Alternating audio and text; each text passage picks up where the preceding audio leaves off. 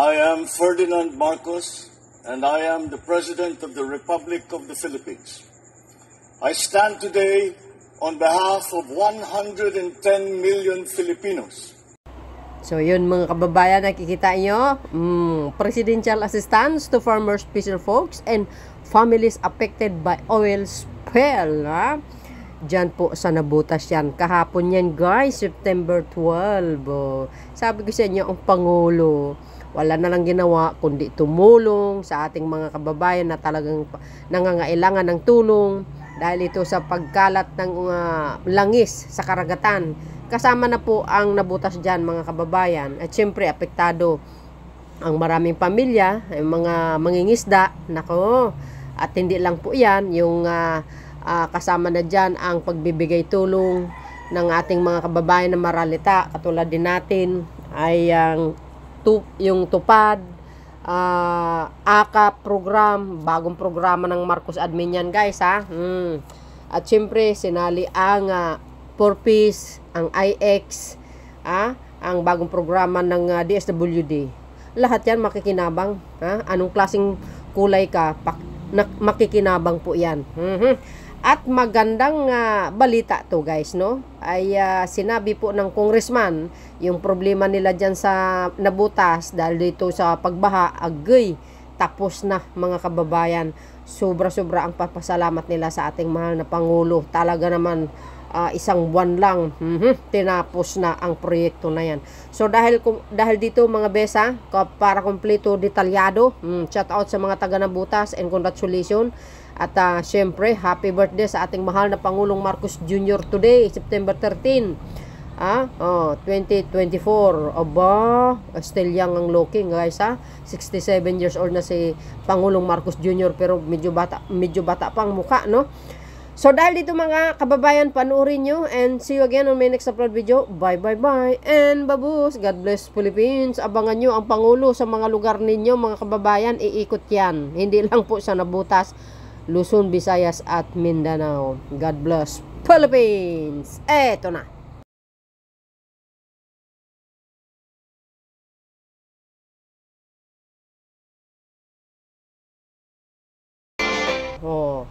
Lahat yan libre pa ang pagkain.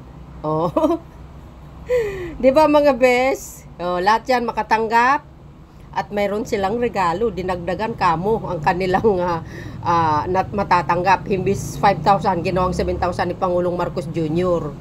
Di ba? Siguro naman hindi naman yung inggit ng ibang lugar, guys. Kasi pumupunta naman si Pangulong Marcos Jr. at nagbibigay din ng kaukulang tulong. Wow, chow. Bago ang lahat, samahan po ninyo akong bumati sa ating mahal na Pangulo ng advance happy birthday, sir.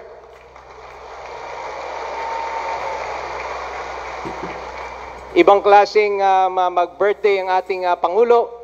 Imbis na tayo po ang magregalo po sa kanya, nandito po siya, personal na pumunta at maghandog ng tulong at regalo sa magigiting po nating mga mangingisda. Wala pa pong 2 months nung nandito po ang ating mahal na Pangulo, nung bumabagyo po at binaha po yung buong Metro Manila.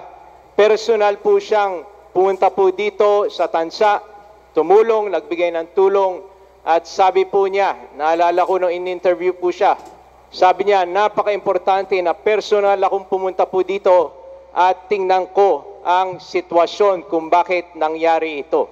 At dahil sa pagpunta niya po, ay mabilis na iayos yung ating navigational gate, sir. Ayos na po. At nitong nakaraang bagyuhan ng Enteng, yung dinaanan nyo, yung kayo'y naka-truck na 6x at pwede lang madaanan ng mga bangka, ay tuyong-tuyo po yan. Maraming salamat po, mahal na Pangulo. Sa pagpunta rin ng ating Pangulo doon, nakita po niya, napakarami pong mga bangka nakaparada. Okay, hindi pa makapamalakaya ang ating mga isda dahil nga bagyo. At kahit nawala na po yung bagyo, iikot pa sila doon sa ilog mas malaki yung gastos, pamamalakaya, nadagdagan pa po yan dahil nagkaroon po tayo ng oil spill doon sa Bataan. Kaya nandito muli ang ating mahal na Pangulo para personal na magbigay ng tulong sa ating magigiting na mga mangingisda. So nakikita ko po, meron kayong mga bigas po dyan. Okay, 10 kilong bigas. At syempre, meron rin pong cash na ibibigay sa inyong lahat. Okay, sana naman, baka naman pag-uwi ninyo, ang iuwi nyo lang yung bigas. Baka sabihin ninyo, mag-red horse muna tayo at mag-MP. Total, birthday naman ng ating Pangulo. Oh. Pero mas mabuti, nandito ang ating Pangulo, mas mabuti, gamitin po natin yan sa ating pamamalakaya. Gamitin po natin para mapag-aral natin yung ating mga anak, mapakain ng masustansya. At syempre, gusto rin po ng ating Pangulo dahil katuwang kayo sa food security, pagbibigay ng masustansyang pagkain sa ating mga kababayan. So sana, pakiusap po natin, gamitin po natin ng maayos yung mga biyayang binibigay po sa atin. At gagamitin na rin natin itong pagkakataon, magpasalamat sa ating Pangulo, doon sa iba't ibang programa sa ating mga isda, nakapagbigay na po ng mga bangka, FB pagbabago, nakapagbigay ng mga lambat. Siyempre, yung programa ng ating DA at programa po ninyo, yung murang bigas, yung P29 po, napakalaking tulong po na umiikot linggo-linggo sa iba't ibang barangay po at yung Rice for All po. Kasama na po dyan, sinabay po natin yung ating kadiwa ng Pangulo. Maraming salamat. At maraming salamat. Sinisimulan na rin po yung ating pabahay doon sa bagong site po natin. 5.6 hectares po ito. At ang karamihan ng magbebenepisyo po nito ay yung mga nasa danger area, mga nasa tabing ilog, nasa tabing dagat. At karamihan po niyan ay mangingisda po natin na tuwing bagyo, kinakabahan, at least ngayon, safe po tayo. Maraming salamat, mahal na Pangulo, higit sa lahat. Maraming salamat sa kalinga, pagmamahal, pagmamalasakit sa ating mga mangingisda at sa lahat ng mga Boteño. Happy birthday, sir, at magandang araw po sa ating lahat. Nagpapasalamat dahil despite the busy schedule ng ating Pangulo, siya po ang nagboluntaryo na pumunta po dito sa ating syudad ng Navotas, no? Alam naman po natin, napakarami niyang aktibidad. Kahapon po ay birthday ni Ferdinand Marcos Sr., ang ating dating presidente. Bukas po, birthday po niya. At syempre po, ang kailangan niya pong alagaan ay buong Pilipinas. Ngunit, kahit hindi po ako humingi ng tulong, siya po ang kusang loob na nagsabi na siya'y pupunta rito at magbibigay ng tulong sa ating mga mangingisda. At alam naman natin, dito sa Navotas, kung walang mangingisda, wala pong Navotas. Dahil doon po tayo kilala, kaya taus-pusong pasasalamat po, Mr. President, sa tulong po sa aming mga kababayan. At tulad nga ng sabi ni Mayor John Ray Tiangco, siya po ang personal na tumingin ng sitwasyon dito noong bagyong Karina. Dahil alam naman po natin, no, bagyong Ondoy, hindi po tayo binaha noon. 21 pa lang ang bombastic pumping station natin, hindi tayo binaha 14 years ago. Ngayon, 82 na po bombastic pumping station natin, binaha tayo dahil nabangga nga yung ating navigational gate. Dahil sa kanyang personal na bisita, nakita nyo naman, isang buwan pa lang, ayos na yung ating navigational gate. Maraming salamat po, Mr. President. At ngayon po, sinabihan niya ako dahil pinakita ko po yung navigational gate dahil over 20 years old, alam ng mga mangingisda yan, di ba umaapaw na minsan yung tubig. Kaya sabi niya, ipaayos kaagad para sa mga susunod na panahon ay nakahanda siya. So pinapataas niya na po yung navigational gate at pinapa-improve na po. Kaya lang, nung nag-iikot po kami ni Mayor John Ray noon, siyempre yung mga medyo may edad, sinasabi, ang tagal na natin hindi nakaranas nito, bakit nangyari ito? Pero yung mga 14 years and below, first time po sila nakaranas ng ganyang grabing baha dito sa Navotas. Ang sabi sa amin ng mga bata, wow, Mayor, ang sarap, swimming pool. Kasi yung mga batang below 14 years old, hindi po sila nakaranas ng ganong kagabing baha. Pero thank you very much, Mr. President. At alam niyo po, 2 taon pa lang po naupo ang ating Pangulo. Pero tignan niyo po, hindi lang po dito sa Navotas, tignan niyo po ang mga proyektong ipinapagawa ng administrasyon ni President Bongbong Marcos.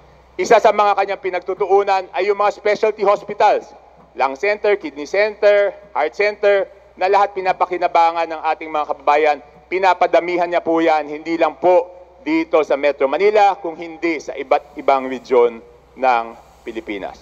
Ako po, pang-apat na balik ko na po sa Kongreso.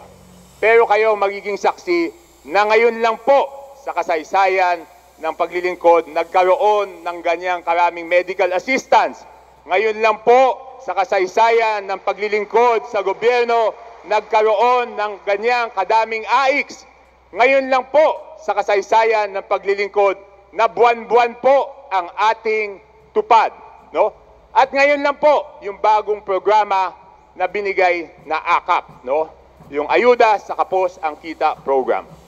Alam po, sinabi po ni Mayor John Ray na ngayon po ay magbibigay, alam niyo na ba kung magkano?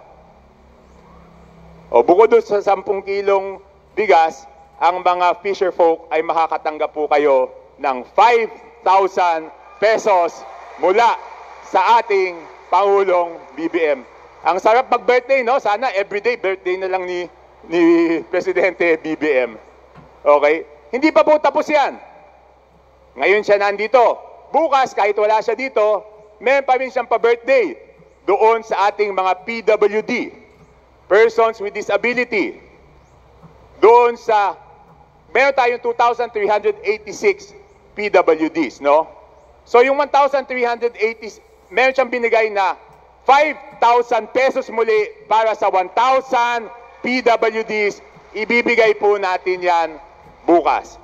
At syempre, doon sa 1,386 na hindi napili doon sa paraffle, bibigyan pa rin natin ng 3,000 pesos na AKAP po yan. So lahat ng PWDs mabibigyan, no? So maraming salamat sa inyong pa-birthday sa amin, Mr. President. At dahil po dyan, ikinararangal ko pong ipakilala, mga kababayan, ang Pangulo ng Republika ng Pilipinas, His Excellency Ferdinand R. Marcos Jr. Maraming salamat sa ating kongresista. Ay, magsiupo po tayo. Lone District Representative, si Toby Chanco, Congressman Toby Chanco, ng ating butihing alkalde ng Navotas City, Mayor John Ray Tiangco. Nandito ngayon, sinama ko na yung aking anak, nandito si Vincent, at para makita niya, maintindihan niya na ang kalagayan talaga ng ating mga kapwa Pilipino. Dahil para maintindihan nila, maintindihan niya, may sa puso niya kung ano yung kalagayan ng ating mga kababayan at anong pangangailangan. Kaya sinama ko na rin para habang maaga ay matuto na.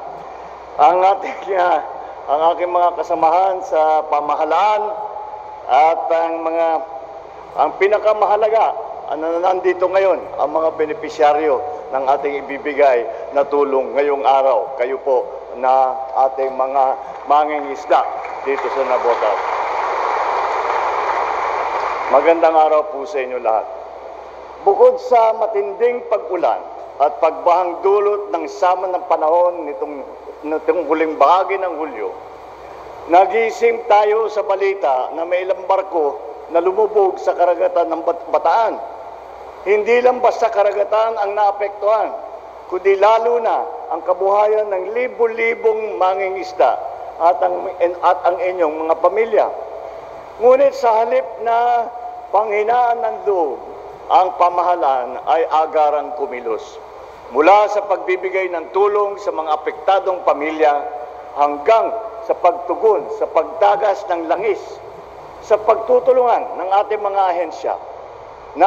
Naselyuhan na ng balbula ng MTKR Terra Nova at nakolekta na ang kulang sa 1,400,000 litro ng langis mula sa ika-19 na Agosto hanggang sa ika-10 nitong buwan na ito na Setyembre.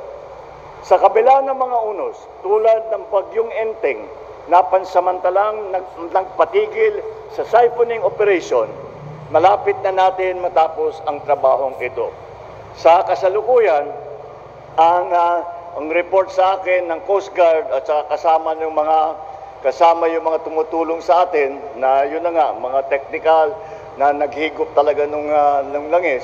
Ika nila, as of yesterday, ang nahihigop na lang nila, wala nang langis. Kung hindi, tubig na lang ang nakikita. So halos tapos na talaga ang operasyon na yan. Pwede na natin ibalik ang ating mga nahuhuli at ang ating huli ng ating mga mangingisda. Pwede na natin ibalik at idala sa ating mga palengke para ipakain sa ating mga pamilya. Sa usapin naman ng investigasyon, tuloy-tuloy ang paghahanap natin ng sagot sa mga katanungan. May kinalaman ba ang barkong ito sa oil smuggling? Bakit ang dalawang barko sa kabila ng walang rehistro ay napatakbo sa ating karagatan?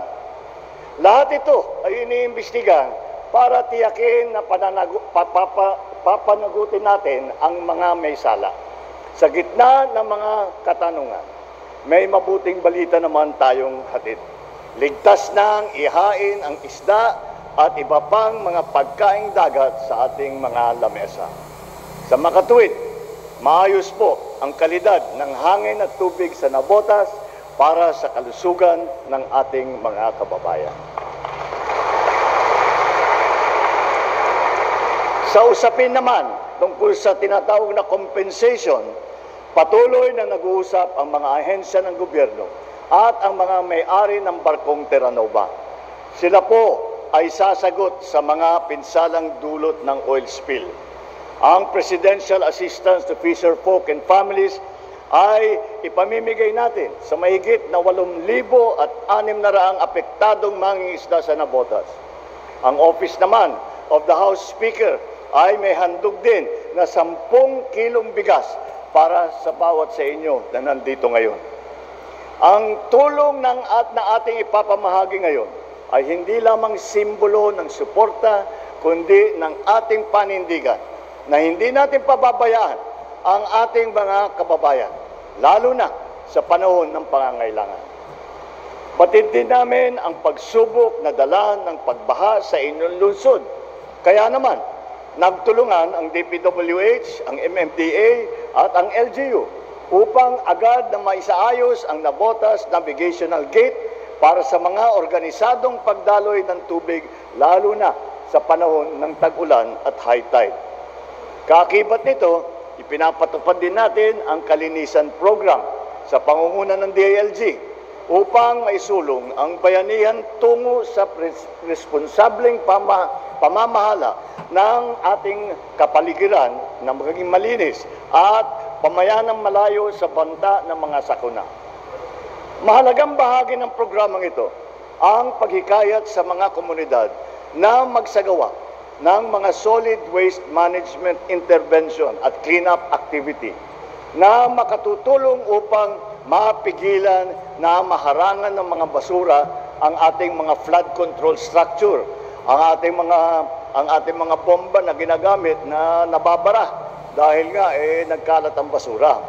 Kasama ang bawat isa sa inyo, titiyakin natin na ang Navotas at ang bagong Pilipinas ay patuloy na uunlad. Ang tadhana natin ay hindi nakatali sa trahedya at sa sakuna, kung hindi sa ating kakayahan magtulungan, magkaisa at pubangon mula sa pagsusubok. Sama-sama nating haharapin ang bukas, hindi lamang para malampasan ang unos, kung hindi para umusbong mula rito ang mas matatag at mas handa. At anumang hamon ng buhay ay kaya nating harapin. Dahil doon, panayambati sa akin ng ating butihing mayor at saka ang ating kongresista ay sinasabi, panayambati sa akin ng happy birthday. Kayo naman, medyo naramdaman ko na birthday ko, baka pagsuspetsahan ninyo ako na pagka-Ilocano ko ay lumalabas na kuripot. Kaya yung ibibigay natin na 5,000, dagdagan na natin, gawin na natin 7,500.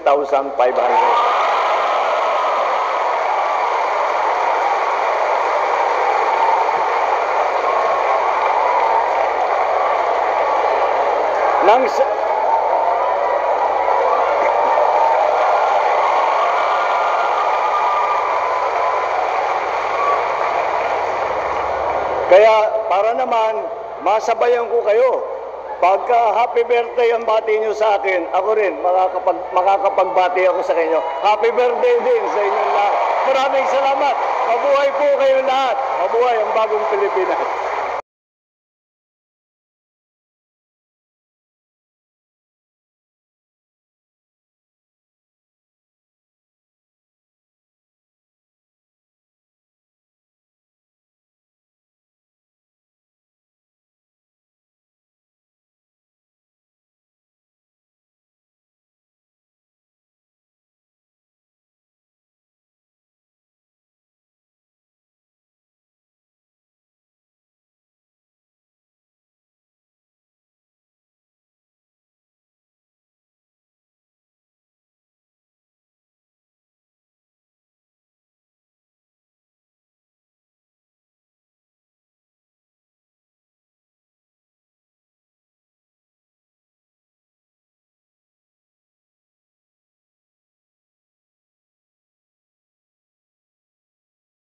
Sa puntong ito, inaanyayahan po natin ang punong bayan ng lungsod ng Navotas, John Reynald M. Tiangco, upang tanggapin ang tseke na nagkakahalagang 43,415,000 pesos na siyang ipapamahagi ng kanyang opisina mula sa Office of the President para sa lahat ng fisherfolk na apektado ng oil spill.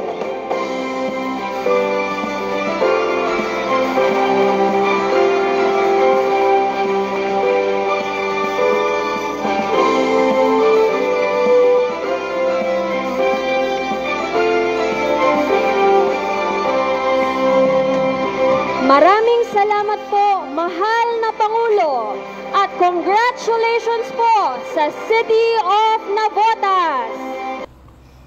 So yun guys, narinig nyo at nakita nyo, nasaksihan, ganon ka-hands-on tumulong ang Pangulo. Sabi ni Congressman na Chinko, bihira lang po sila nakaranas ng ganyan. Di ba? Marcos lang ang sakalam. So, abangan nyo ang Pangulo sa mga lugar ninyo, mga kababayan. Okay? Congratulations and shout out sa mga taga Navotas. Wow! May cake pa mga bes. Galing naman. Ay, talaga nga, syempre. Alam po natin, Quezon City, Navotas, Malabon. Landslide ang Pangulo dyan, mga bes.